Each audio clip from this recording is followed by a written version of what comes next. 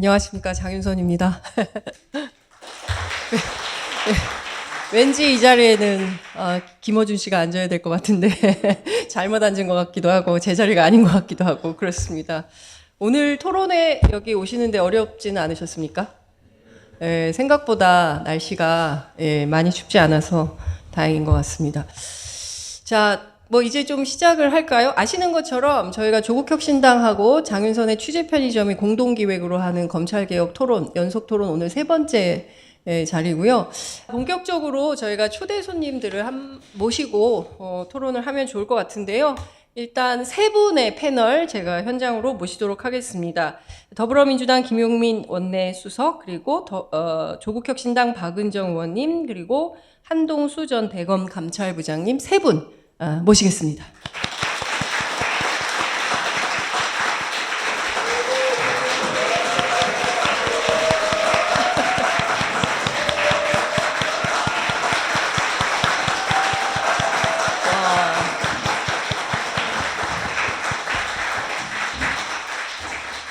야, 역대급 박수 아닙니까? 네. 앞서 말씀드린 대로 조국혁신당과 장윤선의 취재편의점이 공동기획으로 왜 다시 검찰개혁인가 연속토론하고 있습니다. 오늘 세 번째 마무리하는 공개방송 시간인데요. 역시 카메라 플래시가 역시 스타 정치인들이 오시니까 다르다라는 생각이 좀 듭니다. 시작하기 전에 한 분씩 인사 말씀 먼저 듣고 시작하도록 하죠. 자, 김용민 의원님부터 부탁드리겠습니다. 네, 반갑습니다. 더불어민주당에서 원내 정책 수석 맡고 있고 남양주 병 출신의 김용민입니다. 반갑습니다.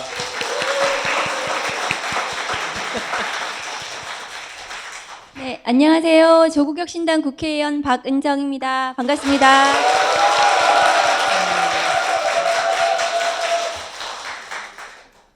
네. 피청구인 대통령 윤석열을 파면한다.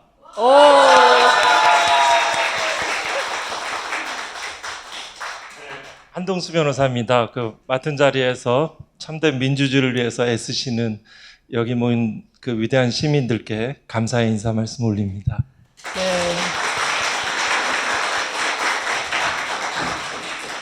본격적으로 얘기를 좀 해야 될 텐데요. 오늘은 저희가 첫 번째는 검찰 독재의 속살 그리고 내란죄에 대해서 함께 토론을 했었고요. 그리고 두 번째는 검찰은 어떻게 법치를 유린했나, 그래서 사례를 중심으로 살펴봤습니다. 오늘은 도대체 이 검찰 개혁을 어떻게 완수할 거냐, 일종의 이제 how to, 이 방법론에 대해서 이 세 분의 저희가 스타 법률가 겸 정치인 겸 이런 분들을 모시고 말씀을 좀 들으려고 합니다. 자, 우선 따끈따끈한 현장 소식을 먼저 좀 들어봐야 될 것 같은데, 그 박은정 의원님께서 지금 헌법재판소에서 중간에 오셨습니다.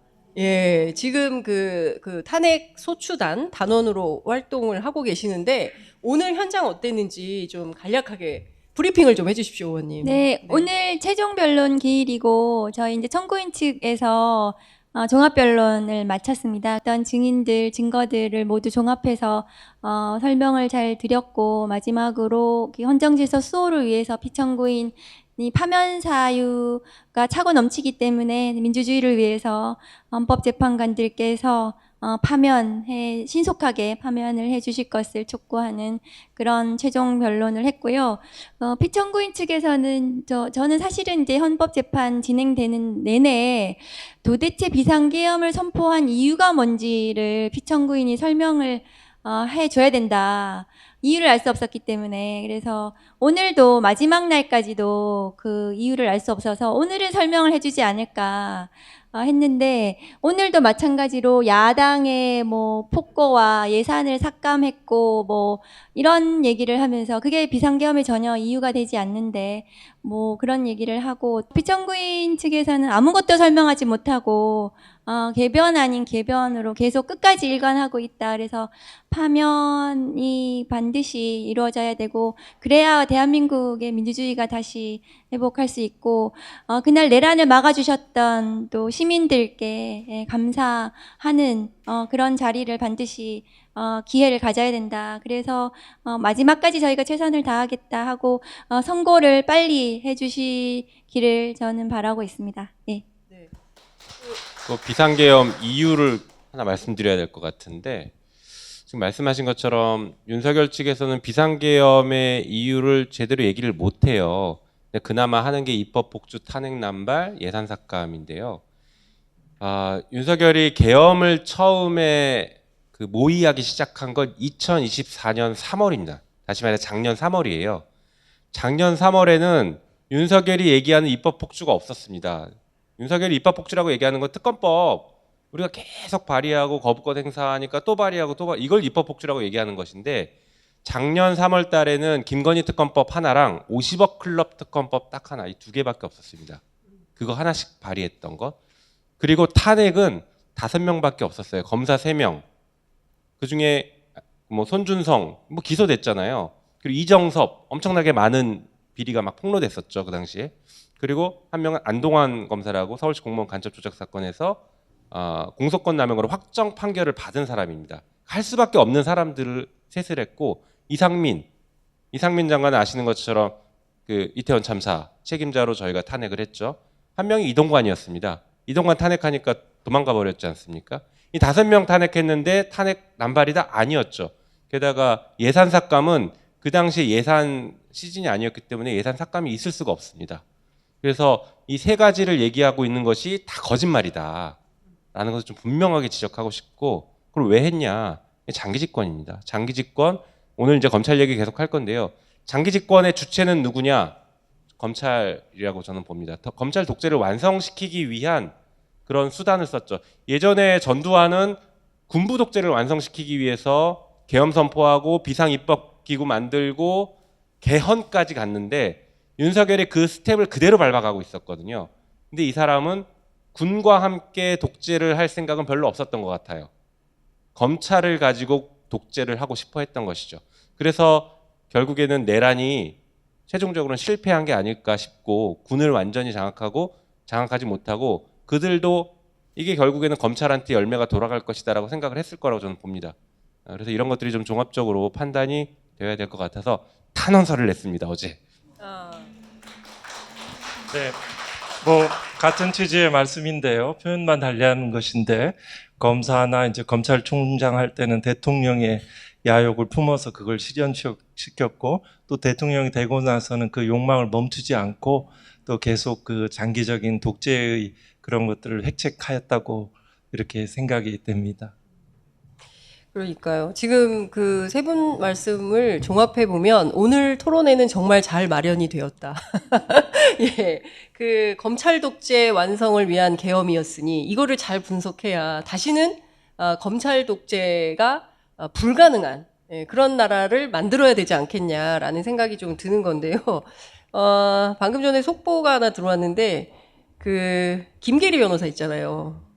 저는 계엄 선포를 보면서 계몽이 되었다.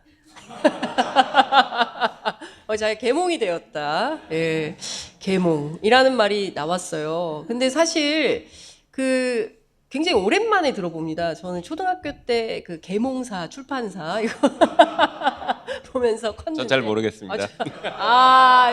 원님 딱 이렇게 바로 디스가 들어오시네. 아니 추억의 출판사 이름을 제가 거론했는데, 그러니까 정말 다 잊어버렸던 계몽이란 단어를 꺼내가지고 이렇게 말도 안 되는 소리를 계속하고 있는 건데 실제로 10차례 진행되는 변론 기일 동안 굉장히 귀가 많이 아프셨을 것 같다, 박은정 의원님. 고통의 나날들 아니었나. 그 자리에 있는 국회의원들이 모두 다 고통스러워했어요. 김기표 의원님은 그 법정이 전부 쓰레기로 가득 차는 것 같다. 진술을 하면 할수록 그런 또 비유적 표현도 하셨거든요. 근데 원래 윤석열 스타일이 그렇거든요. 계속해서 개변도 아닌 개변을 계속 얘기하고, 그런데 그것이 과거에 이제 한동수 지금 검사장님도 잘 아시겠지만, 기억하시겠지만, 자기가 그렇게 그 했던 검찰권을 이용해서 했던 남용해서 했던 많은 쿠데타가 그런 식으로 해서 성공을 했기 때문에 성공의 경험이 있어서 또 하는 거거든요. 그래서 저희는 새삼스럽지는 않다. 그렇지 않습니까? 네, 맞습니다. 네. 그게 이제 탄핵 그 심판정에서 이제 우리가 이제 그 태도라든가 이런 발언들을 바라보면서 거기에서 이제 윤석열 그 개인의 독특한 기질과 어떤 이런 부분도 또 보실 수 있지만 또 검사 일반의 어떤 직무용 인격들이 표현되는 것을 또 탄핵 소추된 검사들도 있죠. 그 교만한 모습들, 그 오만한 모습들, 거짓 진술하는 모습들도 이 검찰의 구조적인 모순들이 또 표현되는 역설적으로 또 이게 또 유의미한 시간들이라고 저는 바라봅니다. 두 가지 좀 말씀드리고 싶은데, 첫 번째는 정말 거짓말을 잘한다라는 것을 전 국민이 실시간으로 봤습니다. 그런데 전 뭐 검찰 개혁하면서 계속 검찰이랑 많이 싸워왔잖아요. 정말 거짓말 잘하거든요. 법조인들이 거짓말 제일 잘합니다. 보는 앞에서 거짓말을 하고 있어요. 분명히 다른 걸 알고 있는데 보는 앞에서 거짓말을 하는 그런 습성들이 있거든요. 근데 그거를 적나라하게 보여줬습니다. 아무런 꺼리낌 없이, 죄책감 없이. 또 하나는 이게 정말 대한민국 국민으로서 창피한 건데, 대통령이라는 사람이 나와서 자기 부하들이랑 말싸움하고 있어요. 그러면서 부하들 탓을 하고 있습니다. 이거 너무 창피한 거예요. 그러니까요. 정말 조폭 양아치만도 못하다. 어떤 사건이 생기면 어쨌든 두목이 책임지고 가는 거고 나머지 부하들은 좀 살려줘라. 다음을 위해서라도 이제 그런 도모를 하게 마련인데 이 사람은 뭐 다시는 기회가 없다고 생각해서 그런지 모든 책임을 다 부하들에게 떠넘기고 내 탓은 아니다. 그리고 여전히 빠져나갈 구멍을 생각하는 것 같다. 감찰할 때도 그랬어요? 거짓말 많이 했어요? 윤석열 조사는 못했어요. 조사를 하려고 시도를 했는데도 끝까지 지금 이제 헌법재판하고 공수처 수사를 회피하듯이 끝까지 회피를 해가지고 조사는 못했거든요. 근데 그 당시에 했던 그 행동들이 지금하고 똑같아요. 그러니까 서류를 안 받는다라든가 아니면은 계속해서 그 다 남 탓을 한다라든가 이렇게 다른 사람을 내세워가지고 계속 앞에 가가지고 뭐 그 항의하게 한다라든가 그런 언론의 프레임을 짜가지고 마치 피해자인 것처럼 하는 이런 모든 것들이 4년 전하고 너무 똑같았다 생각이 들고 또 한동수 그때 검사장이 감찰부장이셨지만은 윤석열 감찰에 가장 중요한 핵심 증인 이셔서 굉장히 그 중요한 역할을 해주셨거든요. 그때 말씀해 주시면. 아, 네. 뭐 제가 경험했던 사건은 이제 고발 사주 사건, 채널A 검언 유착 사건, 그리고 이른바 이제 판사사찰 문건들을 직접 조사하고 필요한 그런 감찰 활동 또 직접 이제 범죄 인지를 해서 윤석열 피의자라고 했던 범죄 인지서에 제 도장을 찍었던 기억도 납니다. 뭐 나중에 뭐 추후 이제 직권남용죄 등 범죄로 이제 처벌 구속 요건을 성립한다라고 보죠. 제가 본 윤석열 제가 경험했던 검찰 조직은 주로 이제 대검에서 있어서 주로 뭐 검사장 이런 그런 어떤 직위에 있는 검사들하고 많이 했는데 네. 이 업무들을 같이 하거나 또 지켜보고 했는데 기본적으로 제가 경험했던 검찰 조직은 그 윤석열을 대통령을 만들기 위해서 기획하는 조직처럼 보였어요.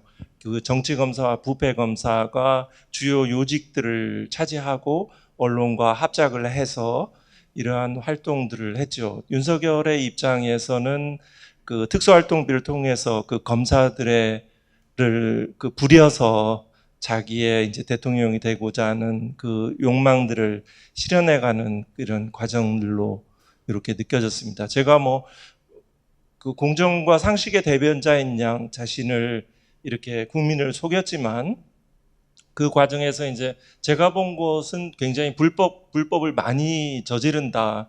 그래서 윤석열의 불법을 제지하려고 하면 언론과 검사들이 저를 뭐 협박하기도 하고 인신공격하고 이러한 경험들이 좀 있습니다. 지금 이제 재판관들 공격하듯이 그렇게 했어요. 한동수 검사장님에 대해서도 저에 대해서도 그렇고 그때는 말도 못했어요. 지금은 언론이 한 한 그래도 반반 정도는 한 70, 60, 70은 그래도 그 내란에 대해서는 문제의식을 가지고 언론이 보도해 주는데 그때는 한 95대 5? 그렇습니다. 네. 거의 그랬어요. 고생 그래가지고 많으셨죠. 저나 한동수 검사장님은 정말 잘못된 검사, 어. 그러니까 그 살아있는 권력을 수사하는 정의로운 검사를 괴롭히는 검사들로 했고 자기들은 피해자이고 뭐 이렇게 언론이 다 그렇게 해줬고 그리고 수사를 했고 저희들을 그렇게 했었죠. 얼마나 억울하셨습니까? 좀 얘기가 좀 길어질 네, 수 있겠네요. 네, 그 네. 지금 탄핵소추인단으로 있는 이제 그 고발사주 관련해서 이제 조성은 대표가 이건 괴문서다 내지는 박지원 국정원장과의 어떤 관련성으로 프레임을 전하는 과정에서 기억해 보니까 저도 그 석동현 변호사가 제가 정확한 워딩은 기억이 안 틀릴 수는 있는데 제가 머리가 나쁘고 사악하고 돌쇠라고 해서 제가 돌쇠를 좋아하기 때문에 그런 또 기억도 납니다. 네. 그러니까 오래된 검찰의 어떤 문화이자 패턴이자 남을 공격하는 방법론이 있었던 것 같네요. 근데 예? 저만 얘기해서 좀 그런데 네. 그게 이제 검찰의 70년 동안 특수부 검사들 그 검사들의 잘못된 수사 방식, 언론 플레이 방식이고 피의자를 악마화하고 그 피의자에 대해서 압수수색 단계부터 그 피의자는 나쁜 사람이고 반드시 무찔러야 될 적이고 그래서 언론 플레이를 해가지고 악마화 시켜가지고 구속영장까지 이렇게 끌고 가거든요. 그래서 온 막 그 주변을 막 샅샅이 수사하고 압수수색하고 괴롭히고 그래가지고 구속이 되면 그러면 이제 꼬린시키고 성공한 수사가 되고 나중에 이제 무죄가 나도 아무도 책임지지 않고 그 사람의 인생을 망가뜨리고 그게 이제 전형적인 특수부 수사의 무리한 방식인데 그게 윤석열 검찰, 윤석열 사단이 되면서 정치 수사에서 그것이 끝판왕이 돼버린 거죠. 이게 사실은 중앙정보부에서 대공수사를 하던 방식이었어요. 피의자를 간첩이라고 얘기하고 빨갱이라고 지목하는 순간 이 사람은 무슨 변명을 해도 헤어나지를 못합니다. 일제시대 때 우리 그 맞아요. 독립운동가들 수사하던 네. 방식. 그래서 그 수사 방식들을 오랫동안 대공사건에서 하던 것을 검찰이 힘을 가지기 시작하면서 처음에는 검찰 공안부 쪽에서 그걸 따라하다가 이제 특수부에서 전격적으로 따라했죠. 사실은 검찰이 처음 탄생했을 때에는 이렇게 힘이 세지는 않았습니다. 수사권 기소권을 가지고는 있었지만 친일 경찰을 견제하기 위해서 임시로 수사권을 준 것이고 힘이 매우 약했어요. 그래서 맨날 경찰한테 치이고 그 정보 조직인 안기부. 예, 중정이나 안기부에게 치이고 막 그러다가 영화 1987인가 보면은 박종철 고문 사건 그 사건 보면은 경찰의 힘이 굉장히 셉니다. 그거 보셔서 아실 겁니다. 그래서 검사한테 막 압박도 하고 협박도 하고 막 이래요. 그 부장 검사한테. 그렇게 흘러오다가 검찰이 나중에 이제 그 군부 독재 노태우 때 이때 범죄와의 전쟁을 정부가 선포하면서 검찰의 힘을 조금씩 실어주기 시작했고 문민정부 김영삼 정부 들어서면서부터는 군부를 누르기 위해서 정보부를 누르기 위해서 합법적인 기관인 검찰의 힘을 대거 실어주기 시작합니다. 그래서 검찰이 그때부터 힘을 발휘하기 시작하고 수사권 기소권 다 가지고 있으니까 수사하다 보니까 뭐 노태우 전두환도 수사할 수 있고 다 수사할 수 있지 않습니까? 전직 대통령 다 하고 이러면서 힘이 점점 커졌던 거죠. 그게 사실은 끝판왕이 이제 윤석열 때 이게 폭발했고요. 그러니까 그게 폭발적으로 전 국민들한테 일종의 저런 정권은 다시는 우리나라에서 있어서는 안 되겠다라는 만면교사의 상징처럼 지금 이 순간도 재판이 진행 중인데 네, 뭐 그 정치 검사하고 부패 검사에 대한 인적 청산, 그 불공정한 그 인권 침해 수사의 기소에 대한 그 과거 청산의 들은 이제 과제로서 우리한테 주어지지만 또 한편에 검찰의 그 조직과 그 기능, 인력에 대한 이런 그 분산들 또 재배치들이 좀 필요하겠지만 기본적으로 검찰 개혁은 검찰 전체에 대한 악마화라는 관점보다는 정상화라는 관점에서 접근하는 것도 꼭 바람직할 것 같아요. 그런데 지금 이 순간 이제 우리가 이제 제도 얘기를 하긴 해야 되는데 그 전에 몇 가지 좀 짚어봐야 될 포인트가 있습니다. 그러니까 지금 이 내란 사태 복판에서도 여전히 성역처럼 존재하는 데가 검찰 아니냐라는 겁니다. 그러니까 검찰은 뭔가 수사가 제대로 진행이 안 되는 것 같고 누군가 개입한 단서나 정황들은 보이는데 아무도 조사받았다는 소식이 없고 그런 것 같아요, 의원님. 윤석열의 주장대로라면 민주당이 특검법을 계속 낸 이유는 검찰이 수사를 안 해서입니다. 뭐 그게 내란의 이유라고 지금 얘기하고 있으니까 네. 다시 말해서 내란을 불러일으키는 진짜 촉발제는 검찰이 김건희를 봐준 것, 최혜병 수사 제대로 진행되지 않았던 것, 명태균 사건 수사 진행하지 않았던 것, 권력을 꽁꽁 싸매고 봐주기 했던 것, 살아있는 권력 수사하는 게 검찰 개혁의 목표입니다라고 그렇게 주장했던 검사들 도대체 어디 갔는지 모르겠지만 이 지금 살아있는 윤석열 권력을 꽁꽁 싸매고 감싸고 보호해주고 했던 것들이 결국에는 그 검찰에서 해소가 되고 정리돼야 될 문제가 정치권으로 오게 된 것이고 그 정치권으로 온 문제가 대통령과 국회가 대립을 하게 된 것이죠. 물론 저는 그게 대립이라고 생각하지 않고 상호 견제라고 보고 그것 때문에 계엄했다는 건 전혀 동의하지 않지만 어쨌든 이 흐름을 만드는 것은 검찰이 매우 큰 잘못을 한 것은 분명하다라고 생각합니다. 그래서 이제 말씀드린 것처럼 이 검찰에 대해서 집중되어 있는 권력, 집중되어 있는 권한 이런 것들을 정리하지 않으면 개혁이 불가능합니다. 그러니까 검찰 우리가 뭐 정권을 나중에 바꾼다고 하더라도 여전히 이렇게 권한이 집중돼 있다라고 하면 언제든지 고기도 먹어본 사람이 먹는다고 권력을 잡아봤던 것을 알기 때문에 다시 권력을 잡기 위해서 정말 많은 나쁜 짓들을 할 것이다 생각합니다. 그래서 검찰 개혁을 수사 기소를 완전히 분리시키는 방법으로 가야 해요.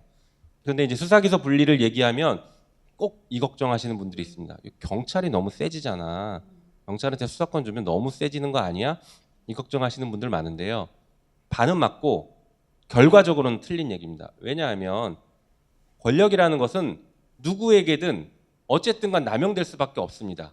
그렇기 때문에 누구에게 주던 그게 사람의 선의로 권력들이 작동하는 것이 아니기 때문에 그것 상호 견제하게 만드는 방식으로 권력을 누릅니다.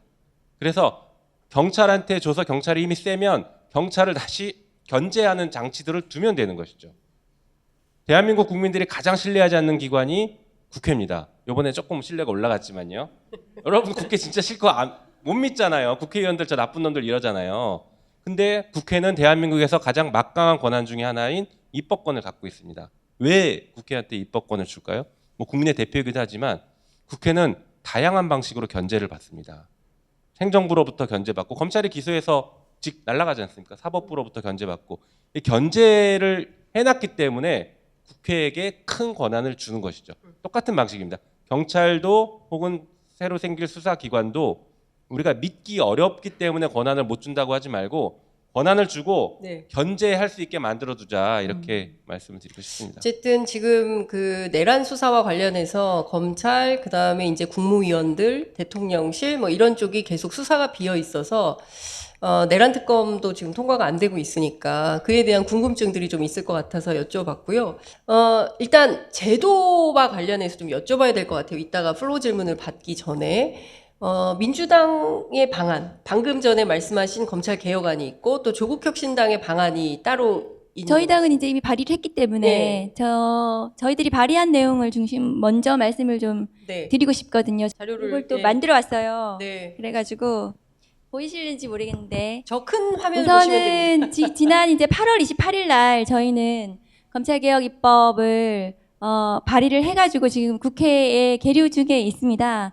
우선은 큰 틀에 있어서는 이제 수사와 기소를 분리하는 거라서 공소청법을 만들고 그 다음에 중대범죄수사청법을 만들었죠. 그래서 그거 2개 하고 그 다음에 수사절차법이라고 해서 형사소송법에 있는 것 중에서 수사 절차와 관련해서 인권을 보호하는 것 이런 부분들을 보다 절차적으로 보장하기 위해서 수사절차법을 다시 만들고 그 나머지를 형사소송법으로 개정하는 그래서 검찰개혁 입법 4법이라고 볼 수 있거든요. 그래서 검찰청을 대검, 고검, 지검, 지청 이렇게 4단계로 되어 있는 전체적인 큰 틀을 공소청으로 바꾸면서 본청, 지청, 그다음에 이렇게 세 가지로 본청, 지방청, 지청 이렇게 세 가지 틀로 만들고 수사청 같은 경우에도 지금 검찰에 있는 수사 기능을 수사청으로 아예 빼는데 이 아마 민주당하고 좀 다른 게 저희의 수사청은 법무부 안에 들어가 있거든요. 그래서 공소청 말고 수사청이 수사의 기능을 하는데 수사청에서는 이제 부패범죄라든가 경제범죄라든가 여러 가지 이제 범죄 지금 중대한 범죄들에 대한 수사를 담당하게 됩니다. 중대범죄수사청에서요. 그리고 그 외에 이제 수사절차법은 이제 수사청에서 혹은 경찰과 뭐 국수본, 공수처 등등에서 진행하는 수사와 관련된 수사절차법을 따로 만들어 놨습니다.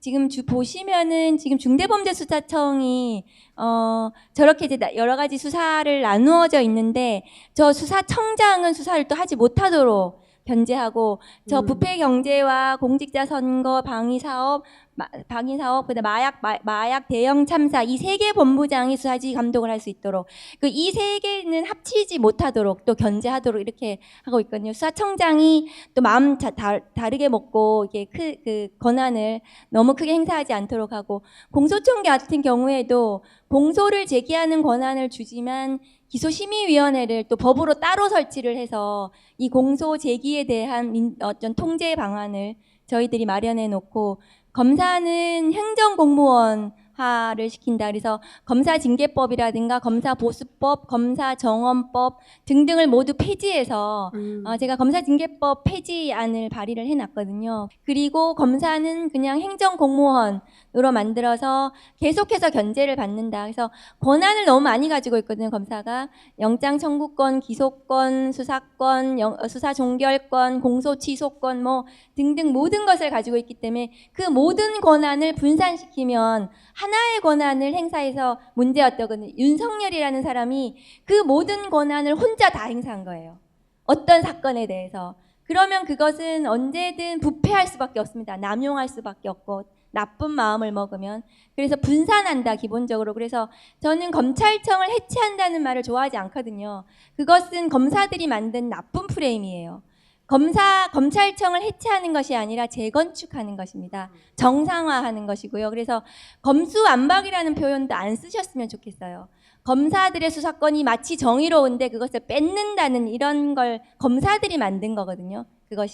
그래서 그것이 아니고 검찰 수사권을 건강하게 다시 재건축한다. 검사 수사권을 수사청으로 이관해서 수사만을 할 수 있도록 하고 공소 제기하고 공소청의 검사가 수사에 대한 통제를 할 수 있도록 그래서 누구나 수사를 받으면서 인권을 침해받지 않고 실체를 발견할 수 있는 이러한 시스템을 만든다. 이렇게 가는 것이 조국혁신당의 개혁안입니다. 네,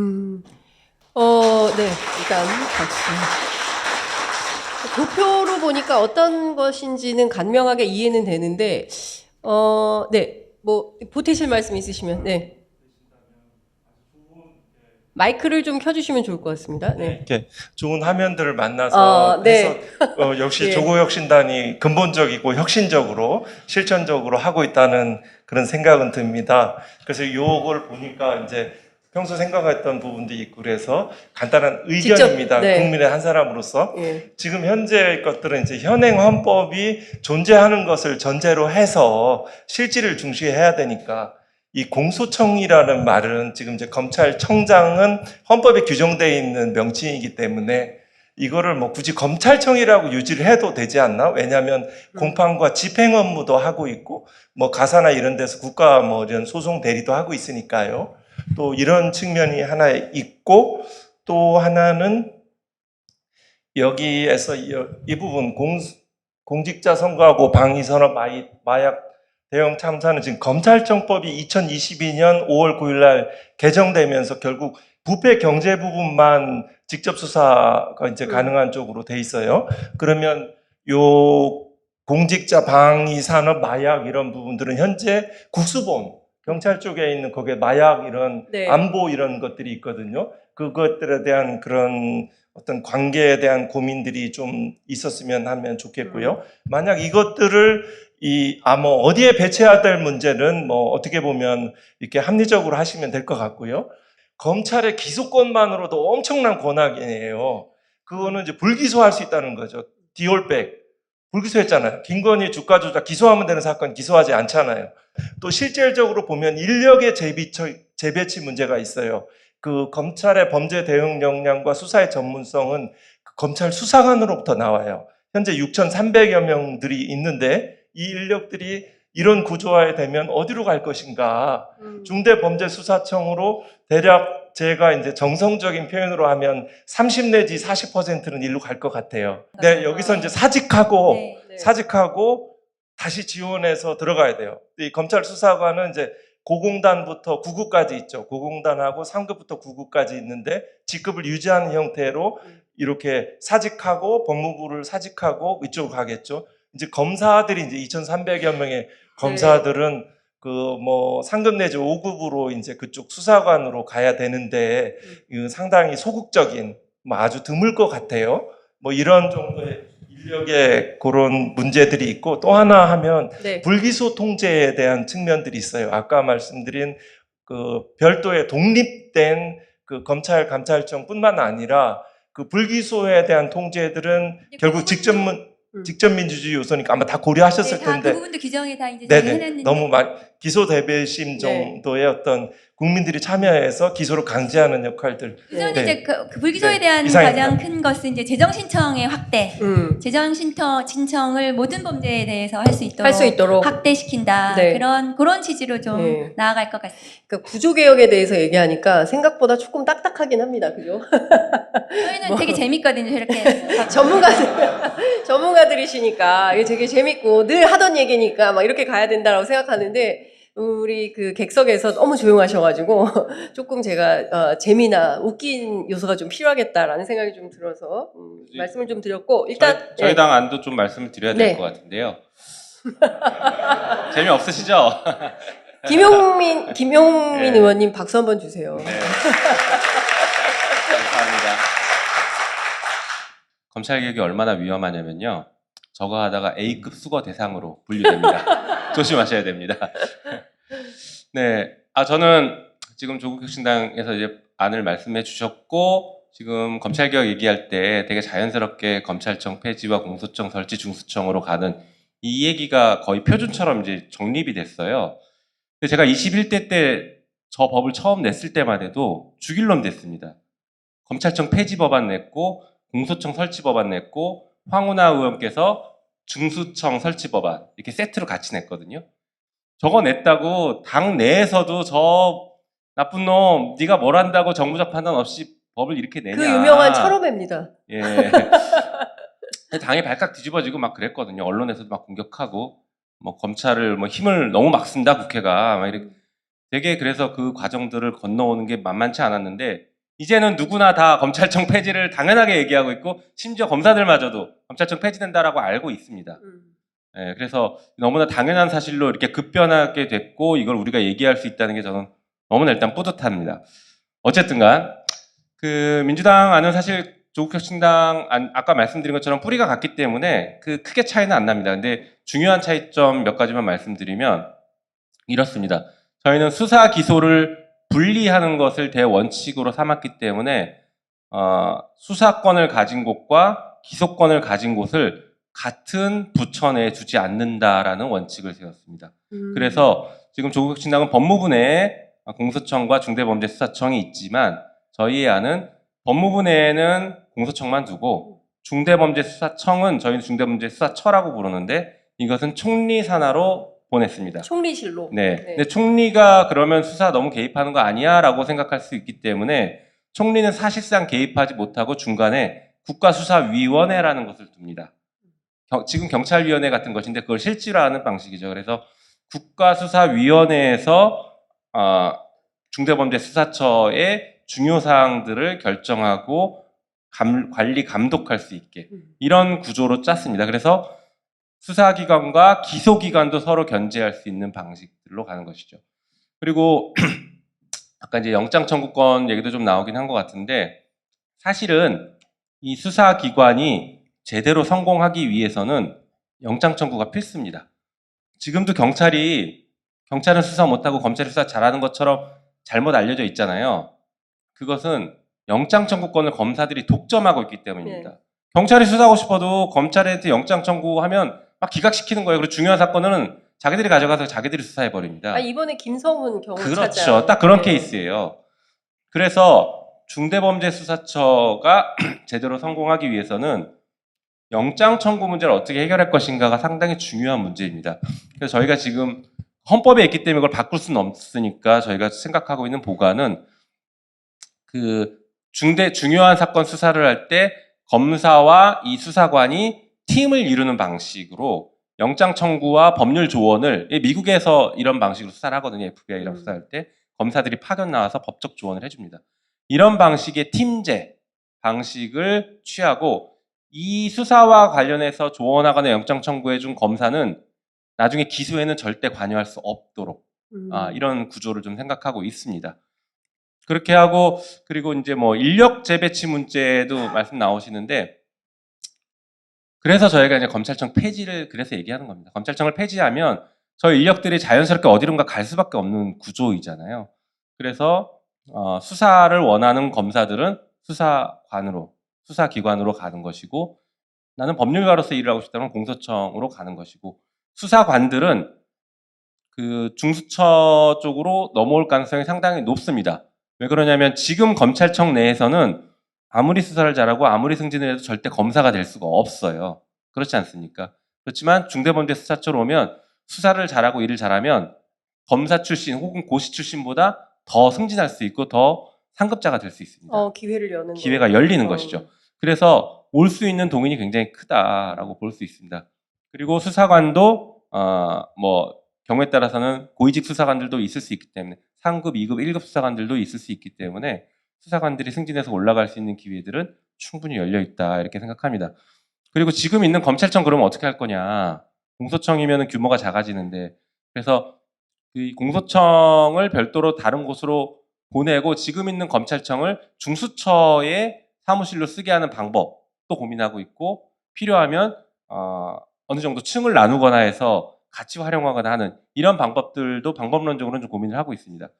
그리고 아까 불기소하면 어떡하느냐 혹은 막 폭주할 수도 있지 않습니까? 수사기관이 폭주하거나 수사기관과 검사가 결국에 짜고서 막 폭주해서 사건을 남용하거나 막 조작하면 어떡할 거냐 여기에 대한 견제장치가 필요하죠. 그래서 뭐 여러 가지 위원회에서 다루는 것도 있지만 저희는 법 왜곡죄랑 사건 조작죄를 세트로 통과시키려고 하고 있습니다. 사건 조작죄는 조금 이렇게 나직지 않는 얘기일 수 있는데 이게 국가보안법에 있어요. 예전에 국가보안법 간첩 조작 너무 많았잖아요. 많았죠. 그래서 국가보안법에 뭐라고 돼 있냐면 수사기관이 국가보안법 사건을 일종의 조작하는 거, 뭐 허위 증언을 시키거나 증거를 조작하거나 하는 경우에는 동일한 형으로 처벌받도록 하고 있습니다. 굉장히 세죠. 유성 사건에 기억하시죠? 서울시 공무원 간첩 조작 사건. 거기서 중국 공문서를 위조한 것을 제출하고 했지 않습니까? 그래서 사건을 조작했기 때문에 그 국정원 직원들은 간첩죄로 처벌받았어야 되거든요.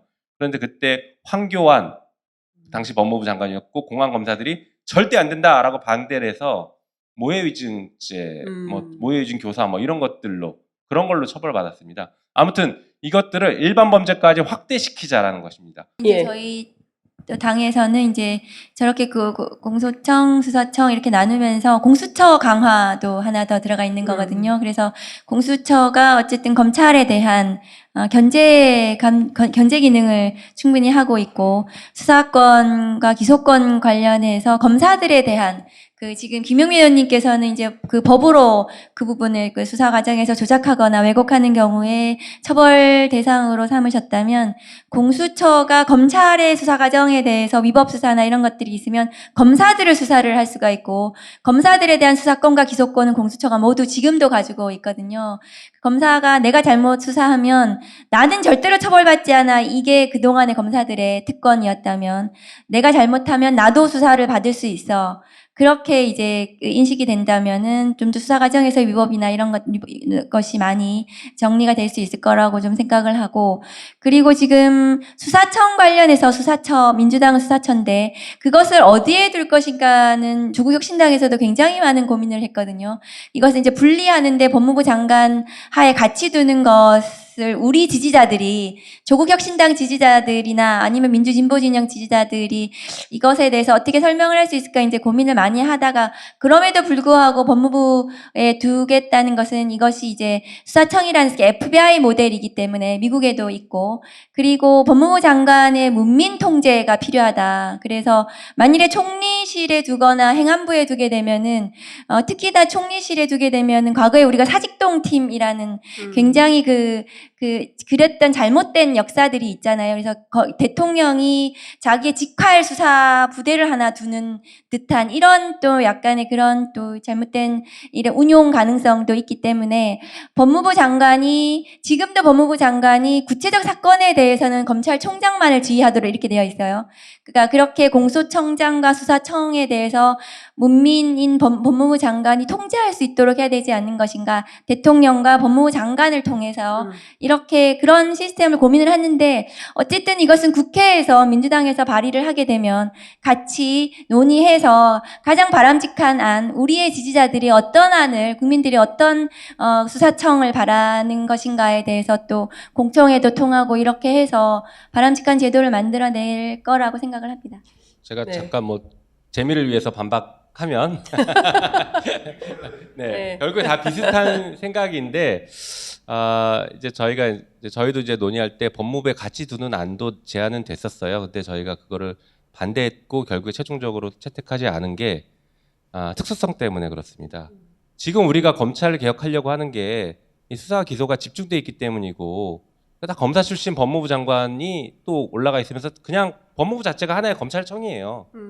이거를 쪼개놓지 않으면 이걸 조직적으로 확 쪼개놔 버리지 않으면 설사 법무부 내에 뭐 공소청과 수사청을 분리한다고 하더라도 결국에는 켜켜이 쌓여있던 검사 출신의 법무부 장관과 법무부 차관 검사 출신 그 다음에 수사청장도 결국에는 검사 출신이 가고 다 검사들끼리 또 모여서 서로 밤에 특활비 갖고 술 먹고 고기 먹으면서 사건 조작한다.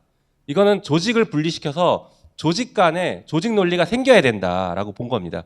그래서 이 부분은 저희가 이제 그런 의미에서 좀 매우 강하게 한 것이고 그래서 우려하신 것처럼 그러면 총리실이 너무 또 강하게 개입하는 거 아니냐라고 하실 수 있는데 법에서 금지시켜 버렸습니다. 그리고 말씀드린 것처럼 국가수사위원회를 별도로 둬서 국가수사위원회라는 안전장치를 통해서 관할하는 것이고 이거는 뭐 저희도 얘기하는 거지만 시민사회에서 오랫동안 제안했던 방식이라서 일단 이 방식을 좀 차용했다 이렇게 보시면 좋겠습니다. 약간 같은 것 같으면서도 미묘한 차이가 있고, 예, 그리고 상당히 논쟁적인 그런 이슈들이 있어 보입니다. 이제 저도 궁금한데요. 그러면 국가수사위원회하고 그 경찰에 있는 국수본은 제각각 그냥 각각 따로 그렇죠. 존재를 이제 하는 수사기관이 세분화되는 거예요. 네. 예를 들면은 국가수사본부는 경찰에서 수사를 하는 것으로 우리가 알고 있지만 일반 민생범죄 수사를 바로 직접 하지는 않습니다. 쉽게 말해서 일반 민생범죄, 우리가 현장에서 발생하는 범죄는 그냥 지금처럼 경찰이 수사해요. 일반 경찰들이 수사를 하고 그중에서 국가수사본부가 수사해야 될 대상은 국수본이 하죠. 다만 경찰이나 국수본은 사건에 어떤 제한 없이 모든 사건을 기본적으로 다 수사할 수 있습니다. 지금도 내란죄 수사권이 있는 것처럼 전체를 다 할 수 있어요. 그런데 중대범죄수사처라는 것을 새로 만들면서 여기서 6대 범죄, 뭐 비슷합니다. 저것은 6대 범죄를 가져가서 우선 수사권을 주는 방식입니다. 그리고 공수처는 공수처 나름대로의 또 독특한 작은 수사 영역이 있지 않습니까? 이 수사 영역은 그대로 존치시키고 보장하는 거죠. 그런데 그럼 너무 복잡해지지 않느냐에 대한 재설계는 좀 필요할 수는 있을 것 같습니다. 그걸 조정하는 게 이제 수사 절차법에서 네. 조정할 수도 있고 아니면 수사 기관 자체를 아예 이제 국가수사총장 자체를 처음부터 다시 리셋하는 방식으로 다시 한번 재설계하는 것도 좀 열어둔 채로 고민해야 될 때라 이렇게 생각하고 근데 있습니다. 이제 저희 규정은 저렇게 해서 수사청에서 공수처가 지금 검찰에 윤석열 그 사건 달라고 했잖아요. 이첩시키라고 했듯이 저희는 수사청이 달라고 할 수 있도록 이렇게 규정을 해놨거든요. 수사청에서 국수본에서도 할 수 있고 수사청에서도 할 수 있는데 겹치는 경우에는 먼저 그 수사청에서 할 수 있도록 이첩을 요구할 수 있도록 이렇게는 규정을 해놨습니다. 그러면 법무부 안에는 민주당 안은 법무부 안에는 공소청만 있게 되는 건가요? 그렇죠. 네. 청이죠. 기소청. 민- 네, 네, 저는 네. 공소청. 민주당은 네? 공소청. 공소청. 아, 그 조국 혁신당은 기소청. 21대 때 제가 발의한 게 공소청법이었어요. 왜냐하면 기소와 공소가 똑같은 것 같아도 기소는 소를 제기하는 이 단계에 약간 집중한 것이고 공소는 그 전 과정을 포함한 개념이라고 봐야 돼서 공소청이라고 하자라고 해서 공소청으로 그러면 21대 용어는 때도 통일되어 발의했죠. 있어요. 네. 예. 아유, 두 분 뜨겁습니다. 예, 한동수 변호사님께서 예, 민주당 안에 대해서는 아까 조국혁신당 안에 대해서는 일어서서 막 예, 해주셨는데 예, 마이크를 쥐고 좀 해주십시오. 예. 공개적으로 이렇게 법안으로 제가 좀 검토한 적이 없어서 아, 또 많지만 또 우리 또 박은정 의원님은 기본적으로 이제 검찰에 대해서 이렇게 여러 가지 오래 경험을 하시고 또 기본적인 관점 자체가 국민의 관점이기 때문에 그 가중치를 좀 두고 싶긴 합니다. 너무 편파적인 거 아닌가요? 아니 듣다 보니까 확 기운 의견 말씀하셔가지고 아, 큰 웃음 너무 감사드립니다. 두 분이 검찰에 계실 때 저는 검찰 개혁을 외쳤던 사람입니다. 두 분을 개혁 대상으로 삼았던. 제가 특별히 뭐 표현한 적은 없지만 김용민 의원의 그 활동에 대해서 늘 응원하고 있습니다. 감사합니다. 예, 아, 한동수 변호사님이 은근히 재밌으시다라는 걸 오늘 또 현장에서 깨닫게 됩니다.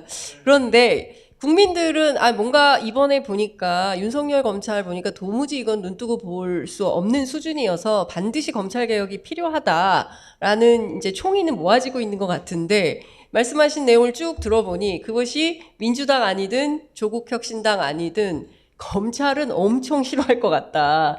첫 번째 이제 본인의 지위가 내가 말이야 어떻게 공부를 해서 검사가 됐는데 나의 지위를 이렇게 하루아침에 격화시키고 견딜 수 없어 이런 반발 상당할 것 같은데 그런 부분은 정치적으로 좀 해법이 있겠습니까?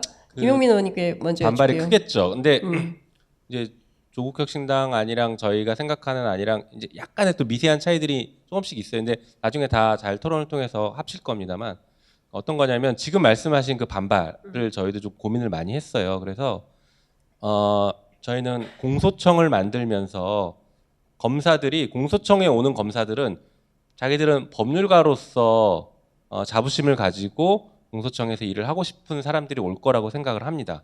그리고 검사지만 난 수사가 좋아하면 수사청으로 가겠죠.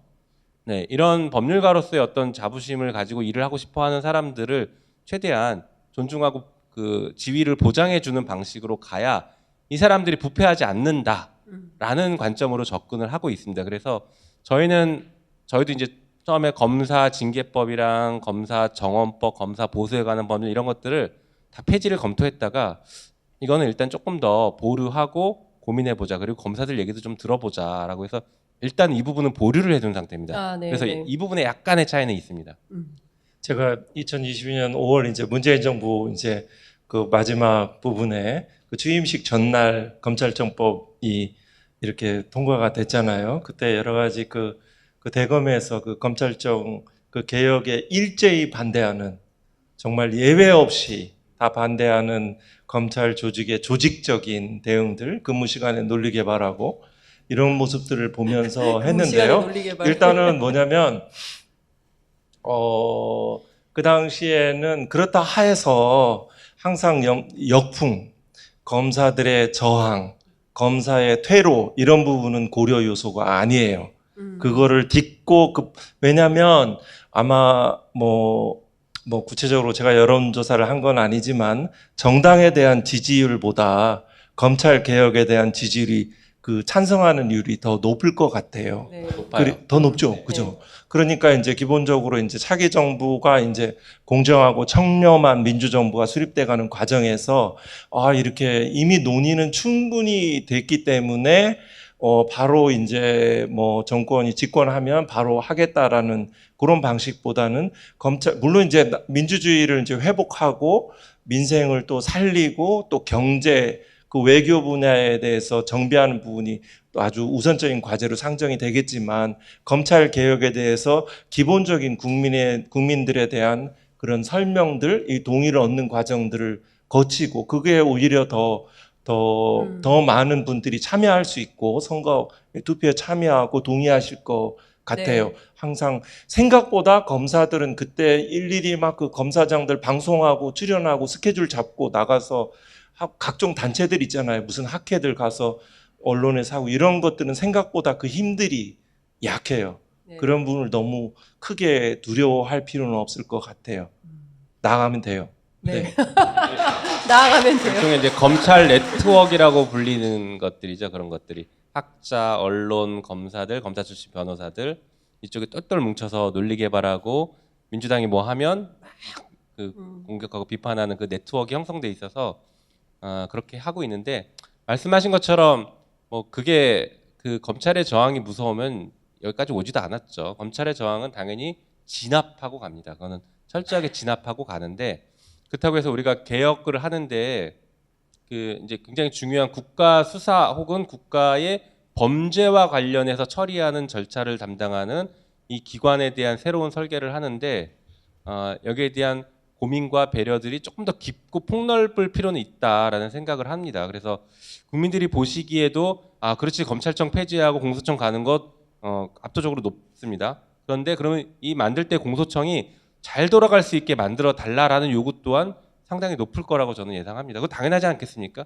그래서 잘 돌아갈 수 있게 잘 구성될 수 있게 하는 것들을 여러 가지를 좀 고민해야 된다라는 뭐 그런 말씀이죠. 네. 그러니까 그 어떤 저항이 있더라도 견결하게 버티면서 굳건히 앞으로 나아가야 된다. 개혁의- 진압하고 가야지. 진압하고 가야 된다. 개혁에는 저항이 있을 수밖에 없는데 그것이 국민들에게 설득이 돼야 되는 거거든요. 네. 그런데 지난 그 과정을 돌이켜 보면은 언론도 설득하기가 굉장히 힘들었고, 그리고 국민들도 그 굉장히 혼란 속에서 어느 게 맞는가 이런 그런 좀 혼란을 드렸던 것도 있고, 그리고 그 검찰의 이게 조직적인 저항이나 이런 것들에 대해서 그 이제 일단 이제 그 개혁을 하는 이제 주체들이 조금 이렇게 힘을 모아서 일사불란하게 하지는 않고 또 다른 목소리도 또 내부에서 막 나오고 이랬던 것도 있거든요. 그런데 이제 그 이 검찰이라는 것이 검찰만 있는 것이 아니고 지난 70년 동안 검찰과 이해관계를 같이 했던 기득권층인 거예요, 그렇죠. 사실은. 네.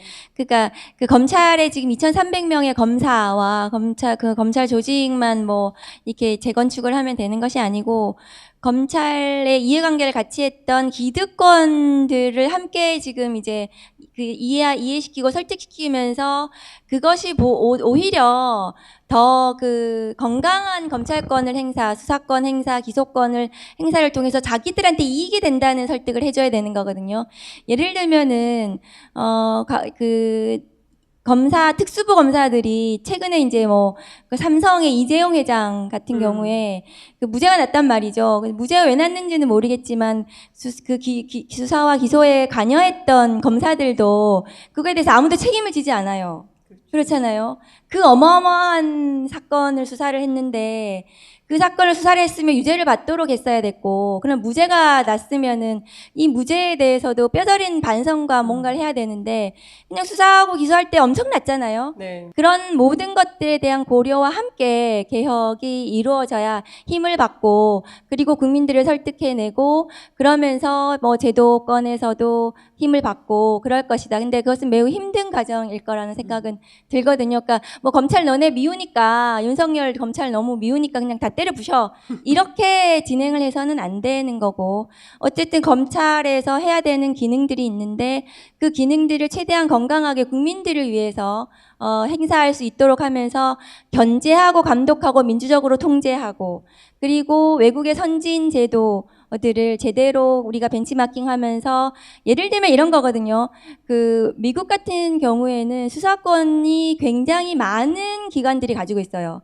예를 들면은 금융위원회 이런 데, 그러니까 금융과 관련해서는 그런 특별사법경찰관들이 굉장히 많아요.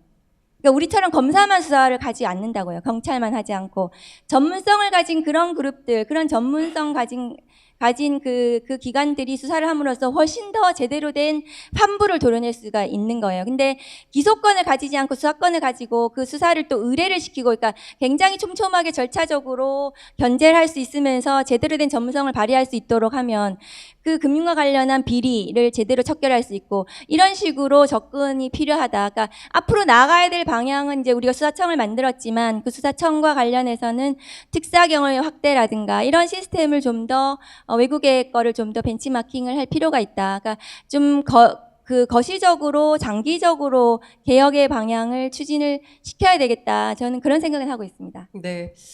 자, 예. 특히 이제 앞부분에 말씀해 주셨던 게 저는 진짜 동의하는데요. 21대 때 조금 전에도 말씀 주셨지만 검찰 개혁 완전히 할 뻔했죠. 수사기소 완전 분리할 뻔했잖아요. 그런데 그게 안 됐던 이유가 그 당 외적인 반발 때문이 아니었습니다. 다시 말해서 그때 검찰 개혁을 주도했던 이제 세력들이 이제 철험회고 저 황우나 최강욱 이 세 명이 굉장히 이제 세게 주도해서 갔는데 저희가 뭐 검찰의 반발을 무서워할 사람이 아니잖아요. 검찰총장이 찾아서 만나달라고 하는 것도 안 만나버렸거든요. 그걸 무서워서 이게 주저하고 안 됐던 게 아니라 국회 내, 우리 당 내의 반대 세력 때문에 안 됐습니다. 저는 이걸 검찰 네트워크라고 여전히 부르고는 있는데 그 민주당 안에 있는 검찰 출신들입니까? 꼭 찍어서 얘기를 할 수는 없습니다. 굉장히 쉽게 약한 고리들이 있어요. 뭐 수사받고 있는 사람이랄까 뭐 이런. 뭐 그럴 수도 있고 결정권을 가진 사람한테 되게 약한 고리의 사람들이 접촉을 합니다. 아주 친해서 거부하기 힘든 사람들. 이런 사람들이 접근하고 뭐 자문그룹처럼 접근하고 다양한 방식으로 접근해서 결국에 우리 당내에서 주저앉힌 거예요.